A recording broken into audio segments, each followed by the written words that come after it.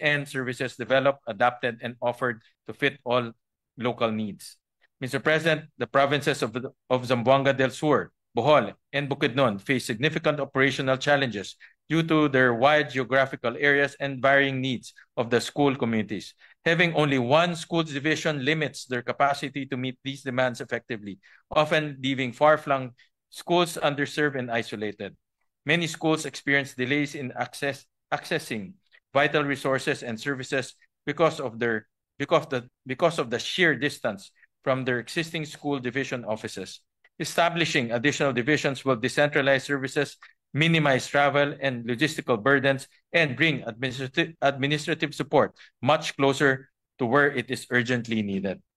If we, the legislature, decide not to recognize these local initiatives and hide behind the provisions we crafted around one generation ago, we missed this opportunity to use our plenary power to legislate as a tool for bottom-up development.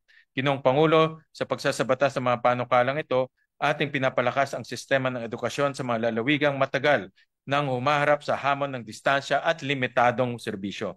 Ang mga bagong school division offices ay magiging daan upang mas mabilis, mas epektibo at mas direktang maihatid ang mga programa at serbisyo pang edukasyon sa bawat sulok ng lalawigan. Sa ganitong paraan, masisiguro natin walang batang Pilipino ang mapag-iiwanang anuman ang kanilang lokasyon. For these reasons, I respectfully seek the support of this esteemed chamber for the immediate passage of this measure. Thank you, Mr. President. Maraming salamat po. Majority Leader. Thank you, Mr. President. To allow our colleagues to study further these aforementioned bills, I move that we suspend consideration of the aforementioned House bills. So move, Mr. President. Mr. Objection, there being none, consideration of the said aforementioned bills are hereby suspended. May I also put into the record, Mr. President, the intention of this representation with the permission of the gentleman from Valenzuela to be co-sponsor of the measures that he sponsored today, Mr. President. Thank you. Yes, so noted.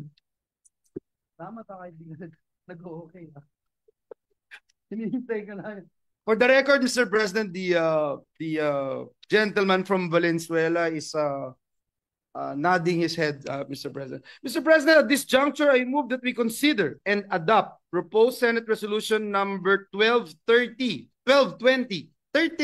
I'm sorry, Mr. President. Hirap talaga ng walang tulog, walang kain. Proposed Senate Resolution number 1320. This is the resolution commending and congratulating multi-awarded Filipina film and television actress Judy Ann Santos Agoncillo for winning the Best Actress trophy from the 45th Fantasporto Film Festival in Porto, Portugal. So move, Mr. President. Is there an objection? There being none, motions of the resolution is hereby adopted. Mr. President, at this juncture, I move that we consider and adopt proposed Senate Resolution number 1336, taking into consideration proposed Senate Resolutions numbers 1338 and 1349. This is the resolution expressing profound sympathy and condolences to the family of Polita Corrales and honoring her life achievements as an iconic singer, songwriter, and actress. So move, Mr. President. Is there objection? There being none, motion is approved. The resolution is hereby adopted. Mr. President, I move that we consider and adopt proposed Senate Resolution number 1337, taking into consideration proposed Senate Resolutions numbers 1339, 1340, and 1348. This is the resolution honoring the life and achievements of national artists for film and broadcast artist Nora Honor and expressing profound sympathy and sincere condolences to the Senate on the demise of the one and only superstar of Philippine cinema. So move, Mr. President.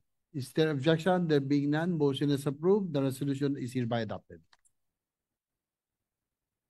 Thank you, Mr. President. Mr. President, I move that we consider and adopt proposed Senate Resolution number 1351. This is the resolution expressing profound sympathy and condolences of the Senate of the Philippines on the passing of veteran actor and director Ricky Davao and honoring his contribution to Philippine entertainment. So move, Mr. President. Is there objection? There being none, motion is approved.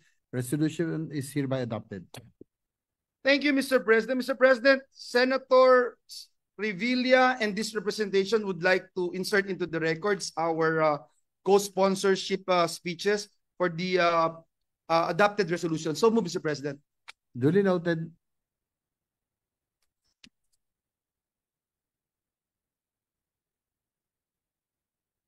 Some admin matters, Mr. President. Senator Lauren Legarda wishes also to insert into the records the explanation of her votes on the following legislative measures: SBN number 890, SBN 2805, SBN 2965, SBN 2960, SBN 2974, and SBN 2975.